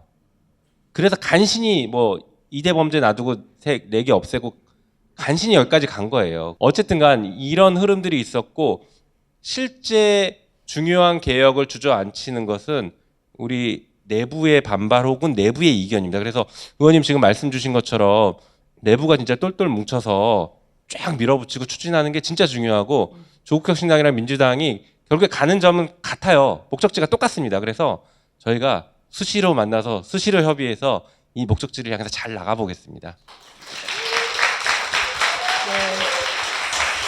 좀 법원 개혁에 대해서 말씀드리고 싶어요. 네. 지금 이제 하드웨어적인 어떤 구조 개혁에 대해서 이제 논의가 되고 있는데요. 윤석열 그 징계 관련해서 효력 정지, 직무 배제에 대한 결정들이 윤석열을 대통령으로 만드는데 큰 역할을 했죠. 또 반면에 또 박문진 그 이사 그 관련해서 결정들이 MBC를 살아있게 만들었죠. 또 이 뭐냐면 여러 가지 어떤 선별적인 기소라든가 권한 남용적 기소에 대한 법원의 고민들이 좀 있었으면 하고요. 또 여러 가지 플리바게닝 있잖아요. 그 증인의 신빙성과 관련되는 여러 가지 그 증거에 대한 통제들, 신빙성 판단에 대한 법원의 노력들, 또 사실적시 명예훼손이라든가 또 업무방해라든가 직권남용 등 업무상 배임 등에 대한 법원의 고민들이 좀 나올 수 있도록 뭐 장기적으로는 또 뭐 이제 어떤 그 배심제 이런 부분의 법원의 개혁도 같이 맞물려야지 그 검찰 개혁도 같이 이루어지는 것 같습니다. 어찌 보면 더 근본적인 문제인 것 같기도 합니다. 네. 사실 저는 아주 어렸을 때 참여연대에서 활동가로 일한 출신인데요. 94년도에 참여연대가 창립을 하고 그리고 사법 개혁을 하겠다고 선포를 했어요. 그래서 수많은 법률가들이 모여서 시작을 했고 30년, 작년에 30주년을 했거든요. 근데 그때 이런 사법개혁 토론회를 하면 기자들도 앉아 있다가 다 가요, 중간에. 예, 그래서 마지막에 보면 주최 측만 이렇게 앉아 있고 이럴 거면 우리끼리 하지 왜 토론회를 하냐, 막 이제 이런 자괴감도 많이 토로하고 했었는데 제가 지금 이렇게 보니까 굉장한 집중력을 가지고 사실은 이게 전문성이 상당히 요구되는 거기 때문에 지루하잖아요. 그런데 이렇게 꼿꼿이 앉으셔서 이 얘기를 다 들으시고 저는 정말 감탄한 만하다라는 생각이 좀 듭니다. 이 토론회를 저는 사실 이거 조회수가 많이 안 나올 것 같다. 그래서 안 하려고 했었는데 이분이 저한테 이건 꼭 해야 되고 이걸 시작으로 해서 많은 매체들이 적극적으로 할 수 있도록 판을 까는 역할을 해야 된다. 취재 편의점이 그 역할을 좀 해라. 꼭 우리여야만 하냐. 그랬더니 해야만 한다. 그래서 제가 그러면 합시다 해서 시작을 했습니다. 누구일까요? 예, 신장식 의원님 모시겠습니다. 의자 없어요, 의자? 네. 스스로 가지고 오는 센스. 네, 반갑습니다. 신장식입니다. 아니 이 정도면 할만하네요. 예. 네. 저희 조국혁신당에 탄탄대로 위원회라고 있습니다. 탄핵을 넘어 더 탄탄한 대한민국으로. 거기에 3개 위원회가 있거든요. 하나는 정치개혁, 하나는 사회권 선진국, 그 다음에 우리는 제가 맡고 있는 건 기억위원회입니다. 기억자위원회라고도 부르는데요. 왜냐하면 권력기관 개혁위원회입니다. 권력기관들을 쭉 한번 나열을 해보면 정말 신기하게도 검찰, 경찰, 국정원, 국세청, 감사원, 군, 김건희까지 다 기억입니다. 그래서 저희들이 기억자위원회고 요거를 이게 토론회 우리 국회 안에서만 해보려 하는 생각을 하다가 이거 또 많은 분들과 함께 이런 이야기들을 나눠야 된다라는 생각을 해서 1, 2, 3부로 나눠서 오늘 이렇게 공개 방송까지 하게 됐고요. 뭐 오늘 너무 재밌게 흥미롭게 들었고 네. 전문 용어가 난무했지만 뭐 워낙 많은 말씀들이 있어서 다 이렇게 의미 있는 얘기인데 저는 준비, 그다음에 속도, 타이밍 이게 굉장히 중요하다고 생각합니다. 모든 개혁에는 반발이 있고 그 반발을 저는 이렇게 생각해요. 역사 속에서 이렇게 봤을 때 모두를 설득하고 그 개혁에 이를 수는 없다고 생각합니다. 그래서 타이밍이 중요한데 권력을 가졌을 때, 권력이 가장 힘이 셀 때, 지금 워낙 센 기득권들이랑 싸워야 되잖아요. 그러니까 권력이 가장 힘이 셀 때 그런 타이밍에서 빠른 속도로, 그런 면에서 보자면 대한민국 사회에서 개혁에서 제일 빠른 속도로 권력을 했을 때 잘 썼던 사람은 사실은 YS죠. 하나회 숙청이나 또는 금융실명제 할 때 보면 정말 전광석화처럼 해버렸잖아요. 근데 그러려면 정말 준비를 잘 해야 되거든요. 두 분이 말씀하신 게 정말 내부적으로 단단하게 준비해야 되고 그다음에 외부적으로 충분히 또 싸워 나갈 만한 내부적으로 이렇게 주체가 단단해야 되고 외부적으로 논리와 속도와 타이밍에서 착 제압하고 갈 수 있는 그런 면에서 저는 지금 많이 이야기해야 될 때다. 많이 준비해야 될 때가 지금이 아닐까.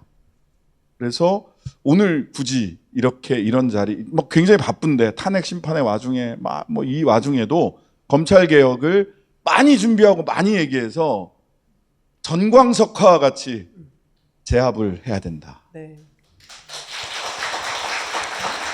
네, 사실 거부권 정부였잖아요. 그러니까 새 정부가 들어서면 최소한 거부권은 남발하지 않을 테니 국회에서 입법을 하면 빠르게 개혁 과제들이 추진될 수 있겠다라는 기대는 좀 생기는 것 같습니다. 저희한테 약 15분 정도 남아 있는데요. 원래 이런 토론회 하면 플로어에도 질문할 수 있는 기회를 드려야 되는데 그래도 되겠죠. 혹시 오늘 나온 것 가운데 질문하시고 싶거나 뭐 하시고 싶은 말씀 있으시면 기탄 없이 주시기 바랍니다. 네. 저는 네. 우선 김용명 의원님께서 저희가 뭐 국회의원 싫어한다고 하셨는데 그건 전혀 아니고요. 감사합니다. 저도 여기 계신 분들은 다 좋아하실 거라 생각하고 특히 저는 이제 12월 3일 때 국회에 간 입장으로서 세 분 의원께 정말 너무 감사드리고 그때 정말 무서웠는데 이 국회의원님 덕분에 정말 살았다라는 생각이 들어서 정말 감사드린다는 말씀 드리고 싶고요. 그리고 아까 토론회 관련해서는 많은 분들도 아마 느끼실 수 있을 것 같은데 이렇게 구조개혁하는 거 당연히 중요하고 빨리 해야 되고 무엇보다 우리가 다 원하는 건데 반대로 눈앞에 지금 당장 처리해야 될 건들이 있잖아요. 윤석열을 비롯해서. 근데 이런 것들은 이제 개혁과 같이 가다가는 이게 먼저가 되고 우리가 빨리 처리해야 될 이 법안들은 예를 들어 빨리 드라이브 걸 수 있는 특검법도 있고 이런 강력한 법들이 지금 존재하고 있는데 이런 것보다 이제 구조개혁을 먼저 하게 됐을 때 우리가 이 산적해 있는 다른 탄핵 관련도 그렇고 뭐 김건희 건 관련해서도 그렇고 이런 것들이 늦춰지면서 또 국민들이 마음속으로 좀 고통받을까봐 그러고 그렇게 했을 때 또 반대로 생각하면은 이 검을 쓰려고 이 구조가 또 미뤄질까봐 또 이런 양가적인 감정이 좀 드는 것 같아요. 그래서 그런 거에 대해서 우리는 이 중에서 어떤 거를 꼭 하나 드라이브를 걸고 가겠다라는 어떤 그런 뭐 강력한 방향성이 있으신지. 그러니까 핵심은 이런 것 같습니다. 그러니까 모든 일에는 순서가 있는데 지금 구조개혁, 제도개혁을 먼저 하다 보면 지금 뭐 직면에 있는 내란 특검, 김건희 특검, 뭐 최상병 특검, 뭐 각종 특검들, 뭐 그 규명해야 될 의제들 이런 것들 어떻게 되느냐, 어떻게 순서대로 하실 건지. 네, 굉장히 뭐 좋은 말씀 주신 것 같고요. 당연히 지금은 내란을 극복하고 진압하는 국면이 분명히 맞습니다. 그래서 저희도 뭐 민주당 기준으로는 그리고 국회 기준으로는 내란을 해결하는 방식, 뭐 탄핵에도 집중하고 그다음에 특검법, 명태균 특검법도 같이 나오기도 했지만요. 이런 것들에 지금 집중하고 있습니다. 그리고 말씀하신 것처럼 이런 것들을 그러면 해결하다 보면 나중에 또 검찰의 힘을 빌리는 거 아니냐라고 말씀하시는데 저도 그 같은 고민이 있어서 그래서 특검으로 가는 겁니다. 중요 사건, 중요 수사를 검찰의 힘을 빌리지 않고 특검으로 정리를 할 생각이에요. 그래서 지금 상설특검 제도를 적극적으로 활용하고 있는 것들이 있거든요. 지금 뭐 최상목 임명 안 하니까 상설특검이 무의미한 것 같지만 예를 들어서 정권을 교체했다라고 하면 상설특검이 다 살아나는 겁니다. 거부권도 필요 없고 그냥 이미 다 처리해놨기 때문에 임명만 하면 되는 절차를 거치니까 굉장히 빠르게 갈 수 있습니다. 그래서 상설특검을 지금 적극적으로 활용해 둘 필요가 있다라고 생각해서 그런 전략들 가져가고 있습니다. 그럼에도 불구하고 또 이 중차대한 이 구조에 대한 개혁 논의가 또 너무 수면 아래로 내려가면 안 되고 이게 또 공론화되고 어느 날 갑자기 개혁한다고 뜬금없이 하지 않고 끊임없이 우리가 이 개혁 과제를 들고 가고 있다라는 것들을 국민들과 소통하면서 갈 필요는 있다고 생각합니다. 그래서 지금 국회 내에서는 검찰 개혁을 추진하는 의원 모임을 지금 결성하고 있어요. 이제 저랑 몇몇 의원님들이 이제 주축이 돼서 결성을 하고 있고 아마 두 분 의원님도 조만간에 들어오실 것 같긴 하지만 네 들어오실 거죠. 네, 좀 어느 정도 규모를 갖춰서 결성을 하고 그 안에서 지금 이런 논의들을 좀 더 구체화 시켜볼 계획을 가지고 있습니다. 그래서 둘 다 가는데 당연히 지금은 내란 극복과 진압에 집중한다. 이건 분명히 맞습니다. 네. 제가 그 국회 시작하면서 처음 맨 먼저도 국회의장님이 검찰개혁 특위를 만들어 달라 이렇게 말씀드렸었어요. 그 야당 뭐 여당 들어와도 되죠. 전체 국회 차원에서 특위를 만들어서 어떻게 할 것인지 검찰개혁 입법부터 시작해가지고 전체적인 개혁의 그 의제들을 어떻게 추진할 것인지 그래서 그런 부분도 좀 고민해 볼 수 있을 것 같아요. 이제부터는 이제 내란이 다 진압이 되거나 되면 그래서 김영미 의원님 말씀하신 되게 좋은 제안이시고 검찰개혁은 사실은 우리 진영 그러니까 민주 진보 진영에서 굉장히 큰 아픔이죠. 사실은 그리고 상처가 너무 크세요. 사실은 그래서 어떻게 해야 될지 모르겠는 그런 마음 가지고 계실 거라고 생각하거든요. 그러니까 제대로 된 어쨌든 개혁을 추진하기 위해서 국회에서 정말 힘을 모아가지고 반드시 해내야 된다. 그래야지 우리 이 다음이 있는 거예요, 사실은. 그러니까 또 다시 이런 일이 되풀이돼서는 안 되고 윤석열 같은 괴물 검찰이 다시 어쨌든 역사의 전면에 나와서는 안 된다는 것이 대부분의 모든 사람들이 가지고 있는 마음일 거라고 생각하거든요. 그것이 김영미 의원님도 그렇고 저도 그렇고 신장식 의원님도 그렇고 여기 계신 모든 분들이 그걸 가지고 계시는 거라서 마침내 22대 국회에서는 반드시 그것을 관철해 내겠다는 약속을 드립니다. 그래서 지금 왜 뭐 혹시 보신 분들도 계시겠지만 저는 민주원정소 키세스 우주 대연합군을 만들어야 된다는 얘기를 지난 한 달 반 전부터 네, 명절 때부터 취재 편의점 계속 취재 편의점에서부터 시작을 해서 뭐 매불쇼 뭐 JTBC 썰전 나가서도 계속 말씀드렸는데 그래서 그 내란 극복 민주원정소 새로운 대한민국 원탁회의라는 게 만들어졌고 저지난주에 이재명 대표님, 김선민 권한대행님부터 시작해 야오당이 이렇게 쭉 만났잖아요. 실무회의를 쭉 진행을 하고 있는데 분과를 설치하게 될 것 같습니다. 예, 그 분과에 대체로 어떤 내용으로 나눠 가져야 될 거냐면 아마 업무를 정무 조정 이걸 어떻게 이 원탁 테이블을 쭉 끌고 가서 이 우주연합군을 어떻게 기동할 거냐라고 하는 걸 하는 쪽이 있고 그 다음에 사회개혁, 그 다음에 정치개혁, 권력기관 개혁 요 부분을 이야기를 같이 하기로 했어요. 그러면 그 야 5당이 같이 이거를 힘을 모아서 한번 추진을 해보자. 그리고 또 한편으로는 의원 모임이 실제로 있어서 이게 의회 내에서 각 상임위원회나 막 왁식을 덕식을 하고 힘을 모으고 주체가 되는 이게 필요합니다. 여기서 야 5당이 공식적으로 이야기하는 자리도 필요하고 그래서 저는 지금 이 얘기들이 많이 이런 아니야 저런 아니야 하고 지금 많이 논의가 되어야 적절한 시점에서 힘을 딱 몰아서 가져갈 수 있다고 생각을 하거든요. 그래서 지금 이 검찰개혁, 권력기관 개혁에 대한 이야기는 원탁회의에서도 또 의원들 상호간에서도 뭐 이런 곳곳에서 이 이야기들이 다시 끄집어내져야 된다. 내란 극복이라는 것이 1차적 과제지만 지금 이야기하지 않으면 나중에 이야기하는 타이밍을 우리가 놓칠 수도 있다. 워낙 큰 과제들이 사실은 많잖아요. 그래서 다른 분들은 또 뭐 경제 얘기도 하고 해야 되겠지만 저는 또 여기 계신 우리 이 세 분은 검찰개혁, 권력기관 개혁에 대해서 지금부터 주변에 계신 분들하고 같이 꾸준히 지금 이야기해야 될 때다라고 생각을 합니다. 예. 네.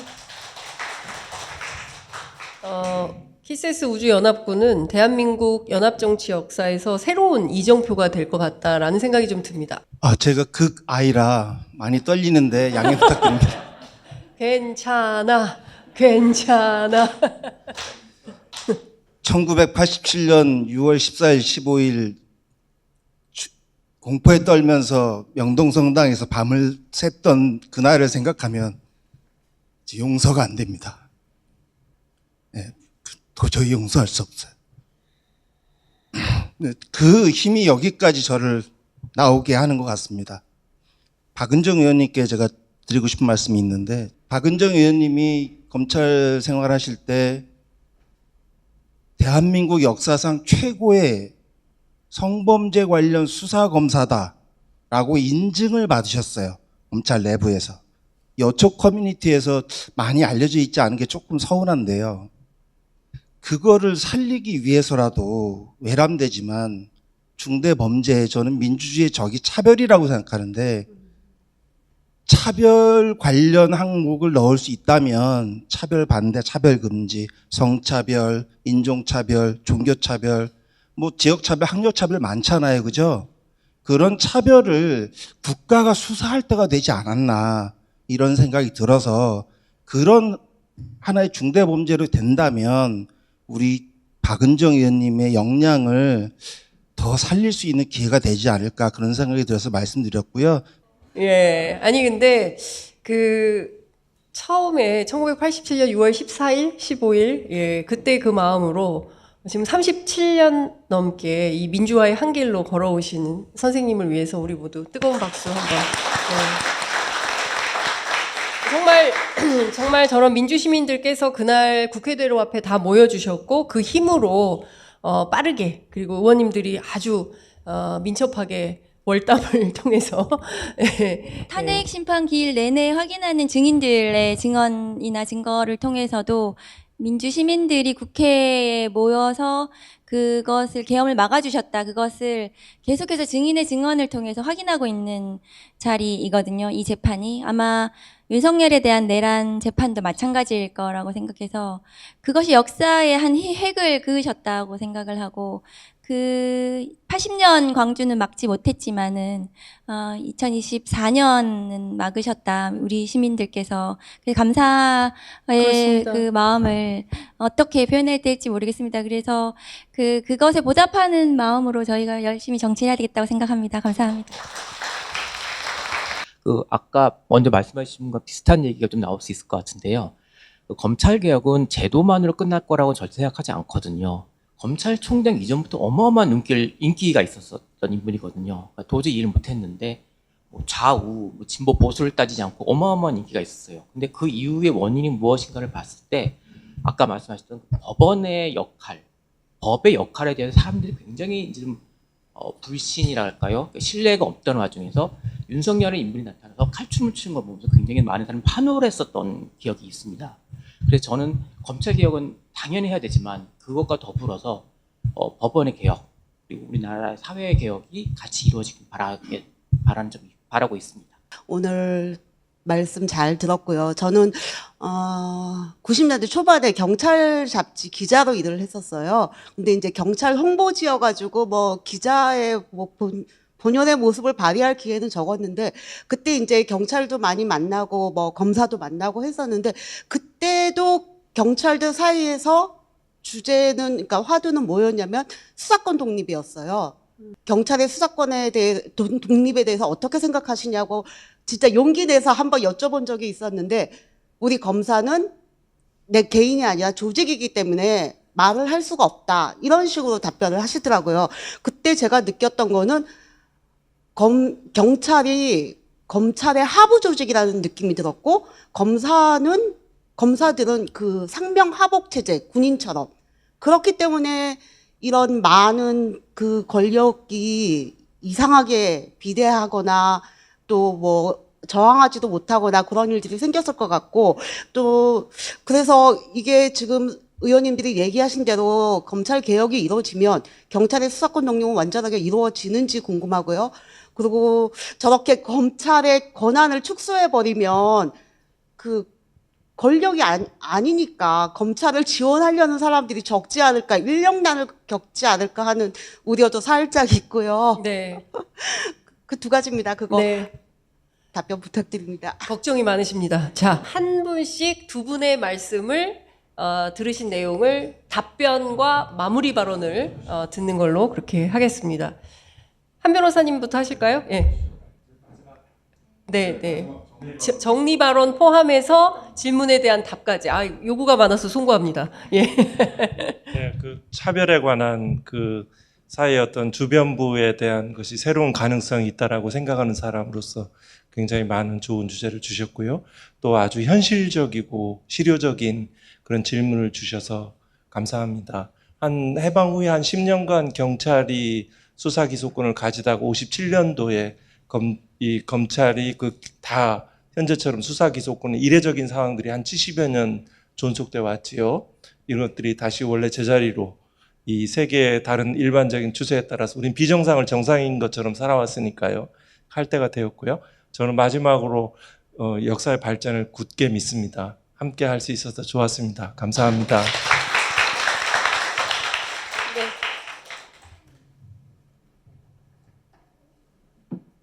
그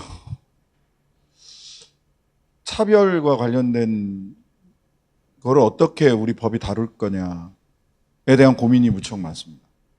제가 또 이제 인권위원회를 소관상임위원회로 하고 있기도 하고, 저는 전면적 차별금지법이 제정되어야 한다라고 생각하고요. 그것이 실효적으로 작동할 수 있어야 한다고 생각합니다. 그런데 이 질문이 선거 국면에서 굉장히 납작하게 들어오면은요, 정치 세력으로서는 쉽게 답변하기 어려운 것도 현실입니다. 전면적 차별금지법이 안 되면 그러면 우리는 그러면은 괴롭힘이나 차별을, 성적 괴롭힘이나 또는 차별이나 이런 것들을 그냥 둘 거냐? 가능한 많은 사람들이 동의할 수 있는 선에서 인권위원회법에 몇 가지 조문을 추가하는 방법들을 이 인권위원회에 계셨던 법률가분들이나 이런 분들과 상의하고 있습니다.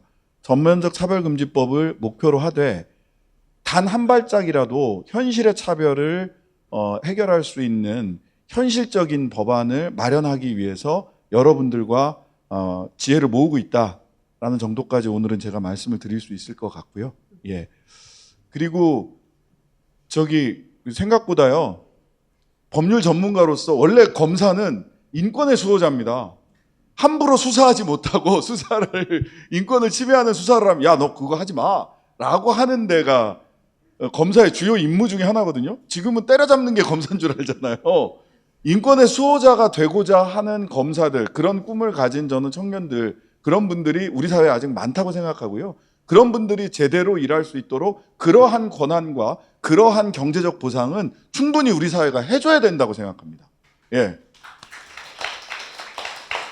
그래서 결론은 지금은 많이 백화제방처럼 많이 떠들고 이야기하고 검찰개혁, 권력기관 개혁에 대해서 내란 국본과 함께 우리가 이런 자리에서 또 다른 자리에서 공식적인 국회 안에서 많이 떠들고 이야기해서 단단하게 우리 주체를 만들어서 적절한 타이밍에 속도감 있게 검찰 개혁을 이뤄 나갔으면 좋겠다라는 바람, 여러분들이 힘이 되어 주실 거라는 믿음 갖고 열심히 뛰어보겠습니다.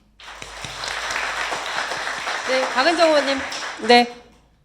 네, 아까 다 말씀을 드려가지고 일부 이제 경찰이 수사 종결권이라든가 아니면 검찰에서 이제 경찰에 대해서 그 수사와 관련해서 이제 그 조금 조정할 수 있는 이런 부분들, 그러니까 지휘는 아닌데 그런 부분에 대해서도 앞으로 이제 조금 더 교통 정리는 필요하다는 말씀을 좀 드릴 수 있을 것 같아요. 그것도 이제 전체적인 검경 수사권 어떻게 하고 또 기소권 어떻게 하고 이런 그 고민 속에서 아마 정리가 될 것 같고, 그건 저는 이제 22대 국회에서 검찰개혁 입법들이 민주당과 같이 힘을 합쳐서 통과시키는 거, 그래서 검찰권이 제대로 작동할 수 있도록 하는 거, 이것이 저의 정치적 과제이기 때문에 열심히 하겠다는 말씀드립니다. 감사합니다. 아까 차별에 대해서 질문하셨을 때는 이제 처벌로 연결해서 말씀을 주셔서 이제 답변을 드리면요. 지금 현행법상으로는 차별 행위 자체를 바로 처벌하는 규정들이 없어서 처벌로 이어지기는 어렵습니다. 다만 이 차별 중에 특수한 유형인 혐오 혹은 역사를 왜곡해버리는 방식들, 이런 것들은 현재 5.18 특별법에는 5.18에 확인된 사실들을 부정하는 허위사실을 유포하는 경우에 처벌하는 규정이 있습니다. 그리고 지난번에 저도 발의했고 지금 22대 때 다시 아마 논의가 되고 있는 건데, 역사 왜곡 방지. 그래서 우리가 친일했던 사람들, 그러니까 독립운동했던 분들에 대해서 폄하하고 친일했던 것을 미화하거나 하는 이런 것들에 대해서는 별도로 처벌하는 규정을 두는 법을 지금 국회에서는 만들려고 논의를 하고 있습니다. 그래서 일종의 혐오 혹은 역사를 왜곡하는 것들을 처벌하는 영역들이 지금 논의는 되고 있습니다. 그래서 그거 말씀드리고요.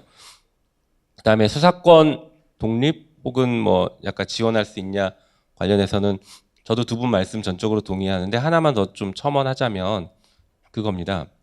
수사기관이 온전하게 수사를 하려면 영장을 직접 청구할 수 있어야 됩니다. 우리 헌법이 되게 특이해요. 영장 청구권을 우리 헌법에 검사만 할 수 있도록 했습니다. 이것은 우리 헌법이 검사를 인권 옹호 기관으로 명확하게 규정 지어준 거예요. 수사권을 준 게 아니라 인권을 지켜라라고 준 건데, 그거를 지금 검찰이나 헌법재판관 일부는 여기서 수사권이 나왔다 이렇게 얘기하고, 검사는 헌법기관이다 이렇게까지 얘기하고 있거든요. 그래서 개헌을 논의할 때 이 부분을 반드시 드러내줘야 됩니다. 없애버려서 경찰이 영장 청구를 직접 할 수 있게 하거나, 아니면 적어도 법률에 정해서 영장 청구권을 법률로 규정할 수 있게 만드는 것이 매우 필요하다 이렇게 생각합니다. 그 부분도 저희가 이제 아마 오랫동안 논의되었던 상황들이라서 그런 개혁을 하는 상황이 되면 또 빠르게 입장을 정리할 수 있을 것 같습니다. 그리고 마지막으로 관련해서 또 말씀드리면, 검찰개혁이 매우 중요하죠. 저는 이제 단일장애 지점이라는 표현을 자주 쓰는데, 그 단일장애 지점이 어떤 한 곳이 망가지면 전체 시스템이 다 작동을 멈추는 영역을 말합니다. 뭐 우주항공 이쪽에서 많이 쓴 말인데, 예를 들면 뭐 자동차가 가는데 엔진이 고장나면 차가 서잖아요. 엔진이 그럼 단일장애 지점이 되는 것이죠. 그럼 우리 국가 시스템에서 우리가 민주주의를 이렇게 실현하고 국민주권을 실현하고 살아가고 있는 이 시스템에서 이 시스템을 멈추게 하는 단일장애 지점은 뭘까? 저는 그게 검찰이라고 봅니다. 지금 이 시대에는 검찰이 단일장애 지점이 돼버렸어요. 이미 우리 국가를 멈춰 세워버리게 만들었습니다. 그래서 이 국가가 제대로 작동하고 민주주의가 제대로 실현되기 위해서는 이 단일장애 지점을 드러내고 개혁해줘야 된다라고 해서 굉장히 중요한 개혁 과제라고 이렇게 이해하고 있습니다. 그리고 아까 말씀 주신 12.3 내란의 밤 때 정말 국회로 와주신 국민들 덕분에 저희가 잘 막아냈죠. 그래서 이걸 저는 기념하는 것들이 필요하다고 보고 있습니다. 국회에는 우원식 의장이 담 넘어간 것만 지금 표시되어 있는데, 그게 아니라 우리 시민들이 어디서 어떻게 계엄군과 맞섰는지를 저는 표시해야 된다고 봐요. 그래서 저희가 이제 특별법도 논의하고 있는데, 그 시민들이 항전했고 항거했던 그것들을 표시하고 기념할 수 있는 것들을 설치할 수 있도록 하는 것들도 좀 같이 논의를 하고 있습니다. 그래서 예를 들면 박석 같은 것들, 박석을 땅에 박아놓으면 이곳에서 시민들이 계엄군의 장갑차를 막아선 곳입니다. 이곳에서 국회의원을 담을 넘겨서 들어간 곳입니다. 뭐 이런 식의 박석이나 표지판들을 만들어서 우리 다음 세대들도 민주주의를 같이 공부할 수 있게 만들어야 되지 않을까 생각합니다. 하여튼 너무 감사드립니다. 네. 이 법을 냈습니다. 헌정수호의 날 12월 4일 월담절.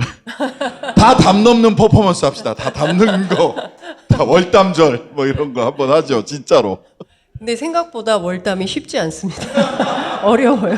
근데 우리 계엄의 그 밤, 정말 내란의 밤에 많은 국민들이 진짜 잠도 못 주무시고 걱정되시고 정말 손을 벌벌벌 떨면서 어떻게 운전해서 국회 앞까지 달려왔는지 기억조차 할 수 없다. 이런 분들의 힘으로, 결국에는 시민의 힘으로 민주주의를 지켜낸 거 아닌가라는 생각을 합니다. 바로 오늘 여러분들께서 함께 해주셨기 때문에 또 검찰개혁이 좀 더 한 발 더 수월해지는 길을 여는 그 역할을 해주시는 거 아닌가 싶습니다. 끝으로 꼭 하고 싶은 말씀이 있더라도 그만 듣도록 하겠습니다. 편안히 돌아가시고요. 함께 해주셔서 저희 너무 감사드립니다. 보좌진들이 박은정 TV 구독 좀 얘기하라고 그래가지고 네. 까먹을 뻔했어요. 고맙습니다.